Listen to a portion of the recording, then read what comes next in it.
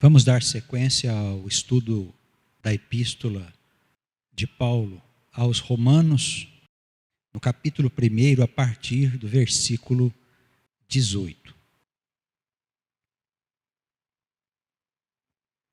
Porque do céu se manifesta a ira de Deus sobre toda a impiedade e injustiça dos homens, que detêm a verdade em injustiça.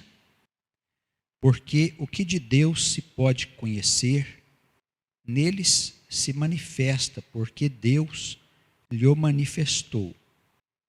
Porque as suas coisas invisíveis, desde a criação do mundo, tanto o seu eterno poder como a sua divindade se entendem e claramente se veem pelas coisas que estão criadas, para que eles fiquem inexcusáveis. Porquanto, tendo conhecido a Deus, não o glorificaram como Deus, nem lhe deram graças. Antes, em seus discursos, se desvaneceram e o seu coração insensato se obscureceu. Dizendo-se sábios, tornaram-se loucos e mudaram a glória de Deus, do Deus incorruptível, em semelhança da imagem de homem corruptível, e de aves, e de quadrúpedes, e de répteis. Vamos parar aí, nesta introdução. No versículo 18, o apóstolo, ele faz aqui uma referência à ira de Deus que vem sobre toda a impiedade e injustiça dos homens. Isso quer dizer que Deus está vendo este estado de transgressão que está por toda a parte, sendo nos nossos dias a situação muito pior do que naquele tempo do apóstolo. Nos nossos dias, a transgressão está atingindo um estado como nunca foi visto. Injustiças, corrupção e todas essas enfermidades morais e espirituais que vêm destruindo a vida no mundo. E Deus, Ele, como disse pelos seus profetas, Ele tem um dia marcado para pôr fim a todas estas transgressões. E quando Ele for fazer este juízo, aqueles que estiverem praticando esses males, com toda certeza, sofrerão as consequências. Por isso ele diz aí que do céu se manifesta a ira de Deus sobre toda a impiedade e injustiça dos homens. E ele diz uma coisa muito séria aí, que eu creio que a gente tem que estar bastante atento, que o homem detém a verdade em injustiça. Quer dizer, o homem distorce a verdade de Deus, tornando a verdade de Deus uma injustiça. A gente ouve falar muito de Deus nos nossos dias. Mas como também era naquele tempo, as pessoas falam de um Deus que só está ocupado em ajudá-las com as coisas da vida temporal, da vida humana. Ninguém procura em Deus as coisas celestiais. Ninguém está preocupado com a salvação de si mesmo. Nós temos que ficar bem atentos para a gente não ser enganados por instituições que apenas cuidam das coisas da vida do mundo. Tá bem? Vamos ficar atentos, porque a justiça de Deus, ela vem sendo distorcida. transformada mais em coisas humanas do que divinas. A palavra segue aí no versículo 19, dizendo que Deus,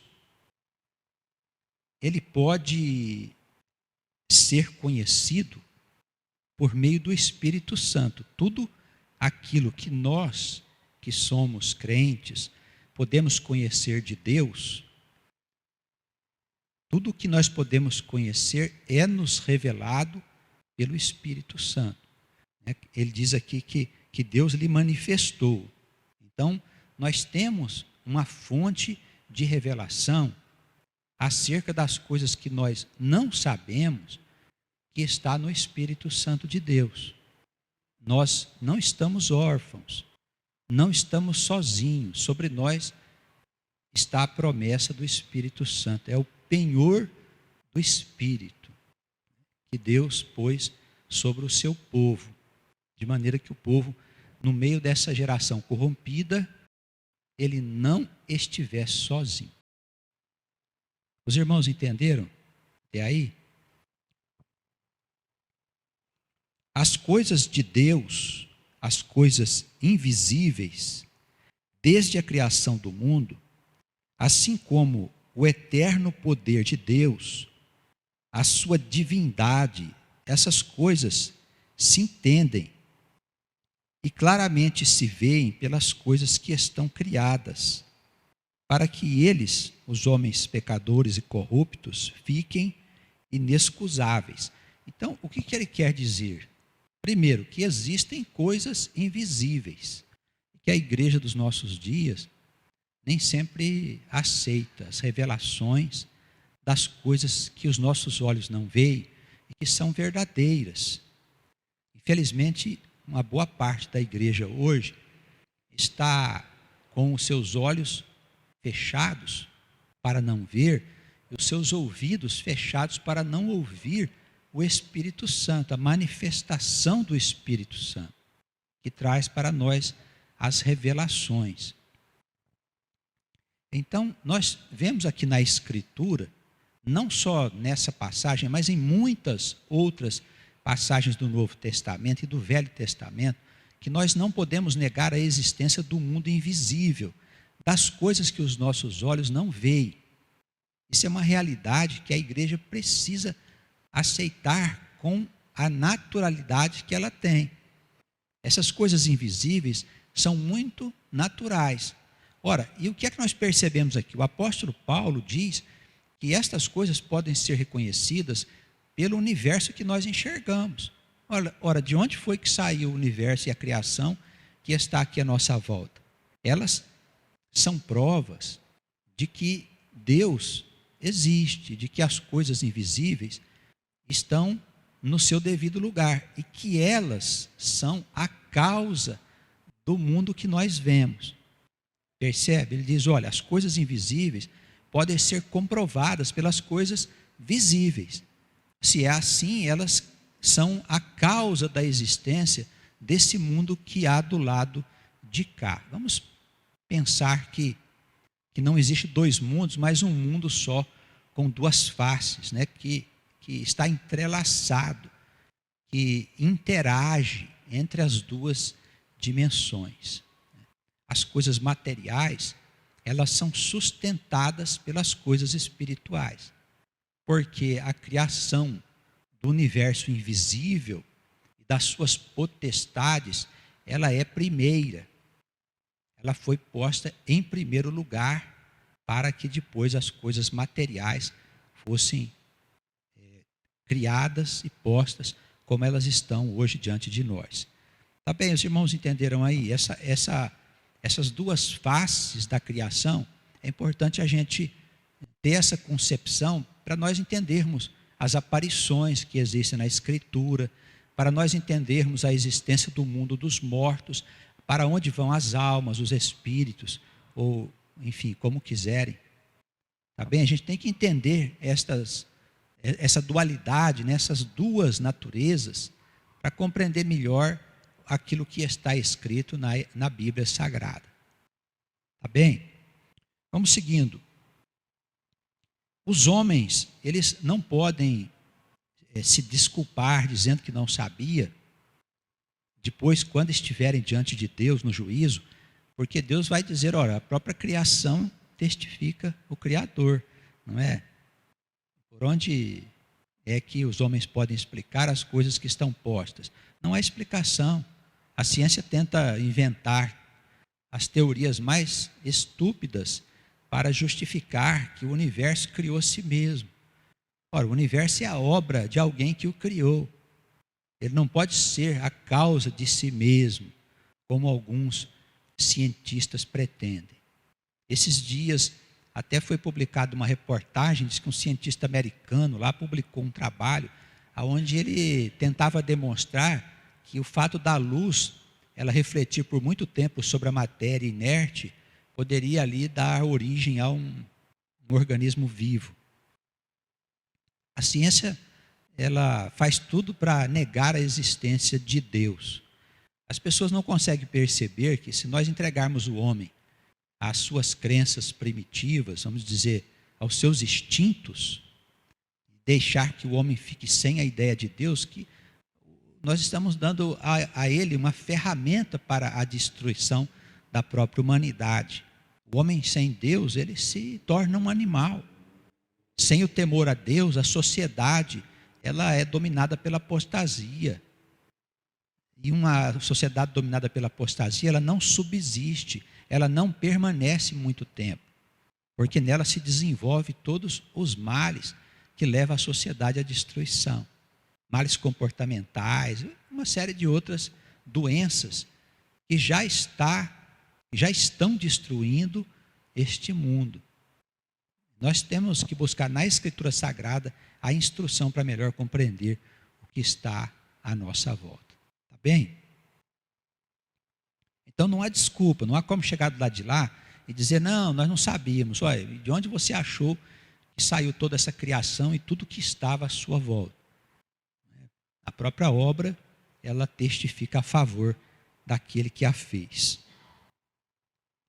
Tendo conhecido a Deus, o Senhor tendo revelado pelo seu Filho a sua divina presença, o homem não glorificou o Senhor, veja o versículo 21. Não o glorificaram como Deus, nem lhe deram graças. Antes, nos seus discursos, se desvaneceram e o seu coração insensato se obscureceu. Então, os homens receberam a revelação de Deus e não aceitaram seu Filho Jesus como luz do mundo. O que quer dizer luz do mundo? Jesus veio trazer o conhecimento da eternidade. Não é uma questão ligada às igrejas propriamente ditas, às denominações, mas ele veio revelar o universo infinito que está do outro lado, para onde nós vamos depois que o nosso corpo morrer. Jesus veio trazer essa revelação, mostrar que a morte podia ser vencida pela ressurreição. E o mundo não aceitou.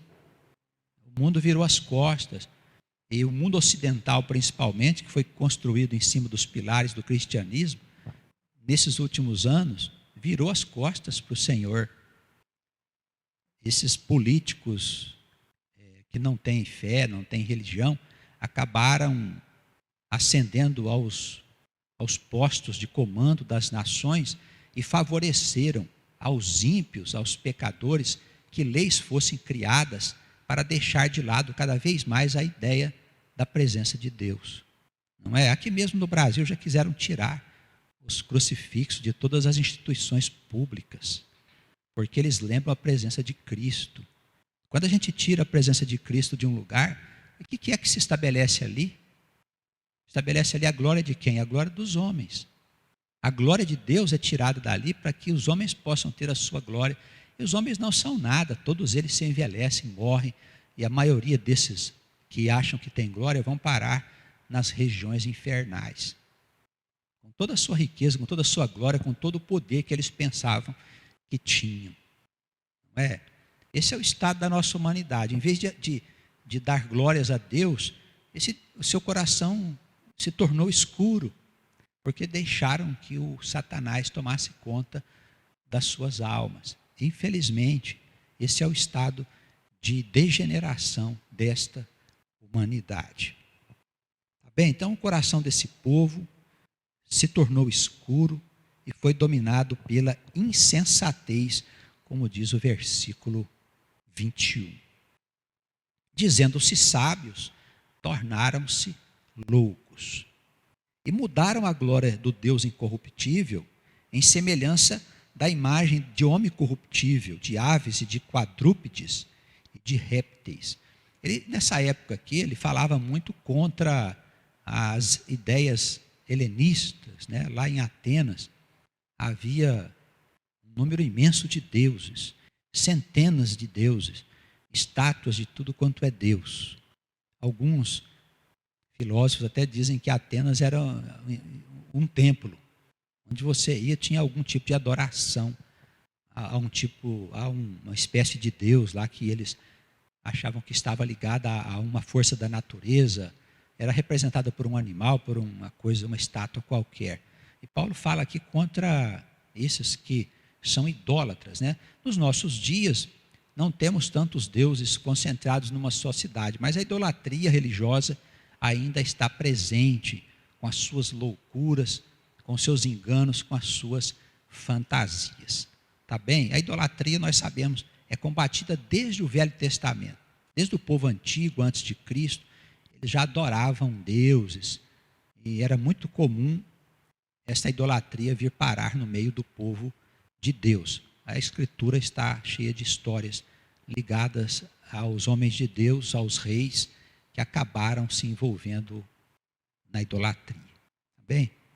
Então, nada de distorcer, né, as coisas do Senhor. Nós só temos um Deus que nós adoramos em espírito e verdade. Um só Senhor, que é Jesus Cristo, que nos salva, e um Espírito só, que é quem nos guia, que é o Espírito Santo. Amém? Nós entramos aqui agora num estado em que Paulo fala da degeneração da conduta do homem, e ele faz referências aqui ao comportamento da homossexualidade, né? Ele faz referência aqui a esse comportamento. Nós sabemos que, embora nos nossos dias o homossexualismo tornou, ou pelo menos eles querem fazer parecer que se tornou uma coisa normal, porque não é normal, não é natural, é contra o estado natural. Por isso mesmo a conduta é bastante suspeita, mas a palavra de Deus, ela deixa muito claro que essa conduta, como outras tantas outras condutas do homem, não agrada a Deus. E que essa conduta, como outras tantas condutas, podem trazer uma série de complicações para o futuro, tanto da pessoa aqui nesse mundo, como também para a alma quando ela passar para o outro lado. Isso no ponto de vista de Deus, da Escritura Sagrada. Isso também não tem nada a ver com preconceito, viu, irmãos? Preconceito é uma coisa, conduta sexual é outra. Então, o que Deus tem aqui não é preconceito contra os homossexuais. Ele diz que a homossexualidade não é uma conduta que agrada a Ele. Que nós devemos evitar essa conduta e outras condutas que possam nos causar problemas futuros. Tá bem? É claro que isso é para quem crê. Para quem não crê em Deus, faça como quiser. No seio do povo de Deus, nós temos que anunciar a palavra de Deus com toda a sua consequência. Tá bem? Algumas pessoas dizem, mas Paulo já foi superado em alguns aspectos, etc. Tudo bem, mas a palavra relacionada com a homossexualidade, ela também está no Apocalipse, dizendo que Deus não vê com bons olhos. Apocalipse é uma profecia bastante atual.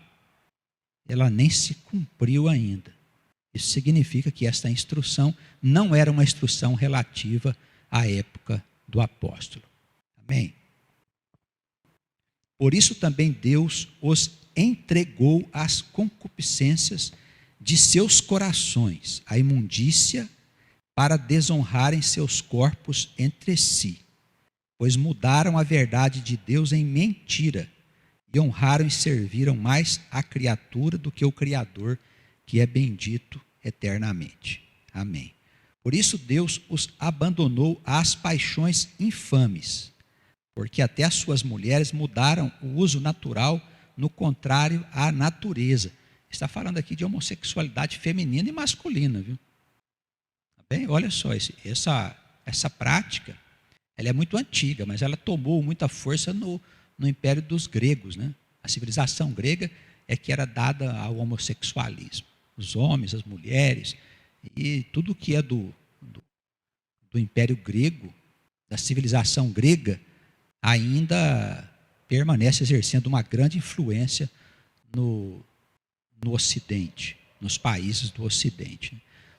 Tudo que a gente vê que é contrário ao que está na Escritura, vem do comportamento dos gregos. A eutanásia, uma série de outras coisas, o suicídio, a liberdade de se matar, o aborto, são coisas que vêm desta civilização.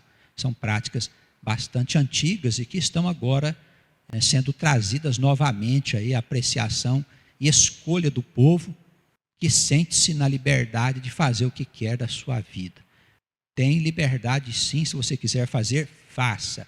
Mas eu te lembro só da responsabilidade. Aqui no campo de Deus, que é o mundo, a semeadura é livre, a colheita, porém, obrigatória. Semelhantemente também os homens, deixando o uso natural da mulher, se inflamaram em sua sensualidade, uns para com os outros, homens com homens, cometendo torpeza e recebendo em si mesmos a recompensa que convinha ao seu erro. E como eles não se importaram de ter conhecimento de Deus, assim Deus os entregou a um sentimento perverso para fazerem coisas que não convêm. Estando cheios de toda a iniquidade, prostituição, malícia, aqui ele já está falando de uma forma geral dos homens corrompidos e não dos homossexuais. Aqui ele está falando de uma forma geral dos homens que abandonaram Deus, deixaram que a concupiscência, né? A concupiscência tomasse conta dos seus corações. Estando cheios de toda a iniquidade, prostituição, malícia, avareza, maldade, cheios de inveja, homicídio, contenda, engano, malignidade, sendo murmuradores, detratores, aborrecedores de Deus, injuriadores, soberbos, presunçosos, inventores de males, desobedientes aos pais e às mães, nécios, infiéis nos contratos, sem afeição natural, irreconciliáveis, sem misericórdia, os quais, conhecendo a justiça de Deus, que são dignos de morte os que tais coisas praticam, não somente as fazem, mas também consentem aos que as fazem. Então, o que Paulo nos fala aqui é de uma corrupção generalizada dos homens. E ele nos lembra de que nesses dias os homens eles estarão inflamados nessas paixões da carne. Ele fala aqui de prostituição, não é? O que é prostituição? São pessoas que não querem ter responsabilidade conjugal. As pessoas querem deixar o casamento para viver uma vida de liberdade. Tudo se resume em fazer sexo. O nosso mundo hoje é dirigido por isso. As pessoas só pensam em sexo. Hoje nós vemos na televisão, as telenovelas estimulam o povo a fazer o sexo irresponsável, desde que usando camisinha, qualquer coisa pode. A gente vê aí nos carnavais, ninguém diz para o sujeito não fazer sexo.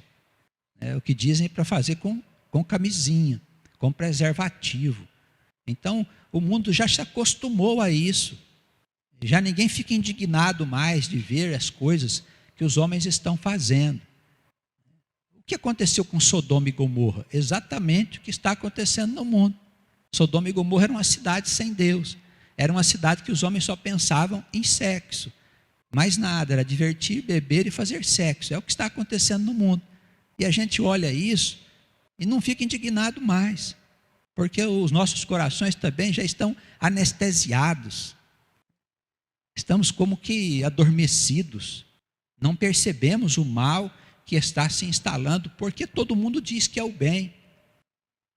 Existem muitos artistas de televisão, jornalistas, políticos, filósofos, são pessoas que acham que isso é um progresso da sociedade, acham que isso é um adiantamento do entendimento do homem na questão da liberdade. O movimento feminista que foi distorcido no seu sentido, as mulheres achando que elas podem tomar lugar dos homens. Todas essas coisas nada mais são do que um movimento do diabo para a destruição da humanidade. E a humanidade pode aguardar, porque o seu fim está próximo. Não porque Deus vai fazer nada, é porque existe um sistema criado por Deus que está sendo transgredido, né? As regras fundamentais da existência do ser, que foi criado por Deus, está sendo transgredido esse sistema. E estas regras estão sendo deixadas de lado. As consequências estão aí para todas as pessoas verem nos meios de comunicação. Tá bem? Já está ruim e vai piorar. Nós vamos ver dias bastante trabalhosos. O apóstolo fala aqui de algumas coisas que a gente tem que ter cuidado. Olha, malícia, pessoa que fala de maldade em qualquer situação que ela vai apreciar, está sempre puxando para aquele lado ruim. O coração parece que está envolto na maldade. Os pensamentos quase sempre estão envoltos com a malícia, com a leviandade. A leviandade é muito comum nos nossos dias. As pessoas ficam fazendo graça de tudo quanto é coisa que tem. A internet favorece muito isso, as redes sociais. Isso é uma doença espiritual que se espalhou aí pelo mundo através desse meio que hoje conecta a mente das pessoas, né? A mente das pessoas ficam conectadas através desse instrumento que é a internet. Por isso, os males da mente podem se espalhar com mais facilidade. Antes tudo era mais isolado. Agora, com esta globalização, não só financeira, mas de costumes, né? A internet favoreceu que tudo pudesse estar ao alcance de um clique do seu mouse. Então tome cuidado, viu, irmãos, para que vocês não se deixem envolver nas mentiras desse mundo. O apóstolo Paulo, ele fala também da desobediência, né, dos filhos aos pais e às mães. O que é isso? É uma inversão dos valores, né? Os filhos se tornam desobedientes porque a sociedade, ela favorece isso. Os pais hoje não podem nem educar os filhos. A gente vê crianças que precisam ser corrigidas. Se o pai hoje puxar a orelha do filho, se o pai der uma chinelada na criança, uma coisa qualquer, aquilo já é um motivo para acusação de violência contra a criança e tudo mais. Isso tudo provém do mundo desconhecer a origem da alma. O mundo não conhece, a ciência não sabe quem é a criança. Ele acha que a criança é carne, um pedaço de carne falante que está ali, que você pode se entender com ela. A criança precisa, em muitas ocasiões, de corrigenda, porque as almas nem sempre são obedientes. E quando elas não são, os pais têm que corrigir.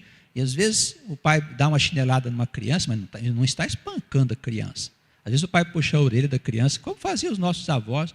Por acaso algum de nós ficou traumatizado por causa disso? Não é? É evidente que qualquer pessoa de bom senso sabe muito bem que espancar uma criança ou maltratá-la. A criança precisa de amor, do amor paterno, mas precisa de corrigenda. A palavra diz assim: qual é o pai que não corrige o seu filho? Que o ama e que não o corrige.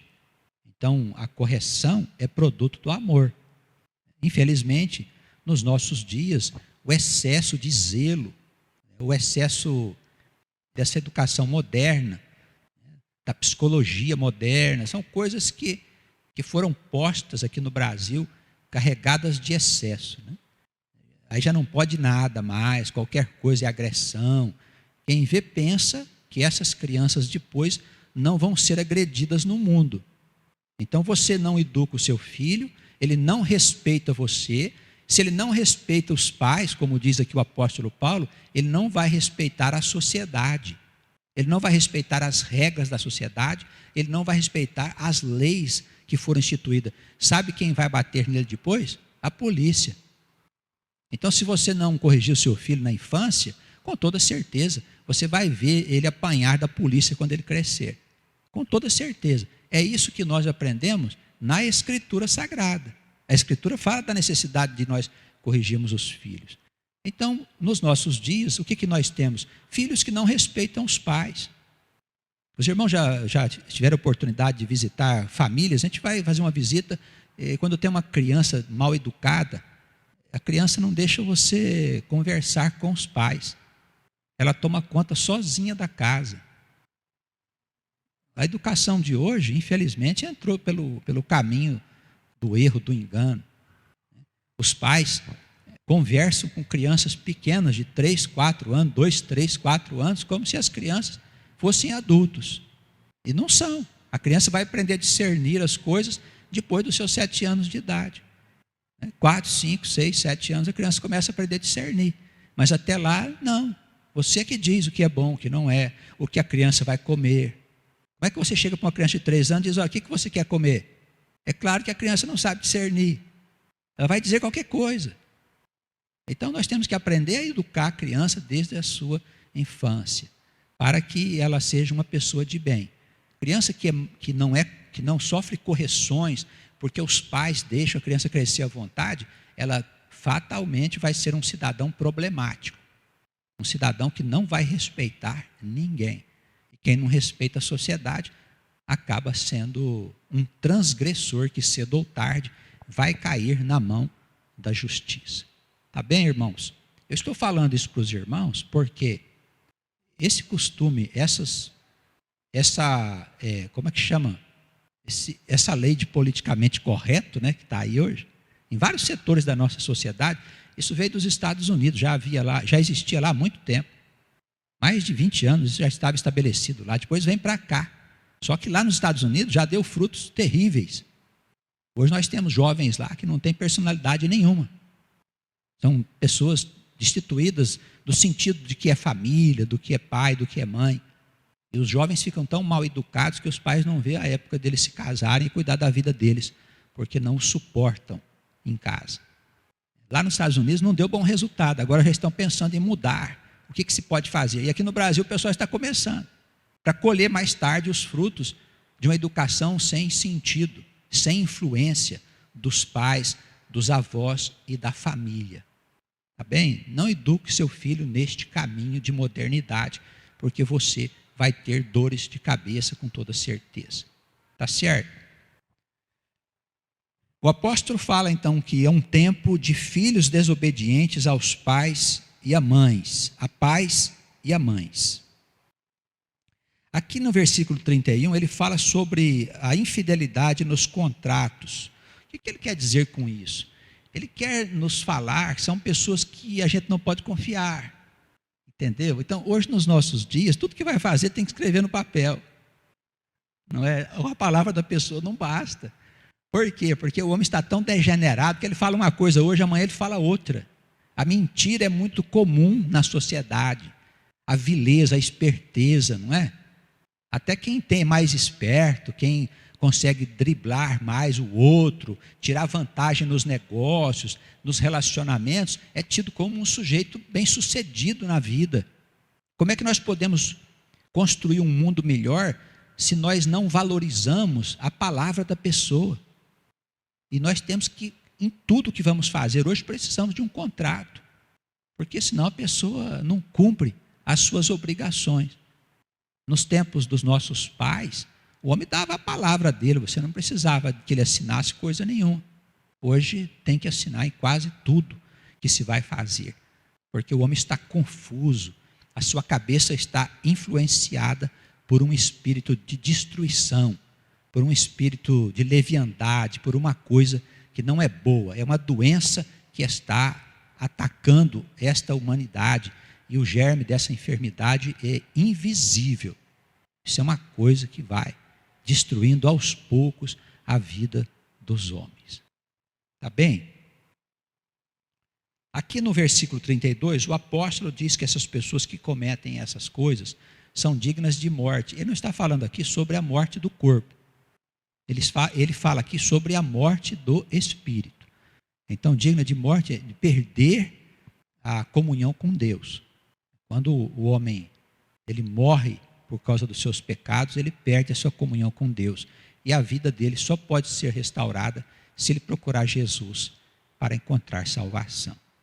Tá bem? Jesus é que tira a gente da morte para a verdadeira vida. Alguma dúvida dos irmãos? Podemos concluir? No próximo domingo, nós seguimos com o capítulo 2.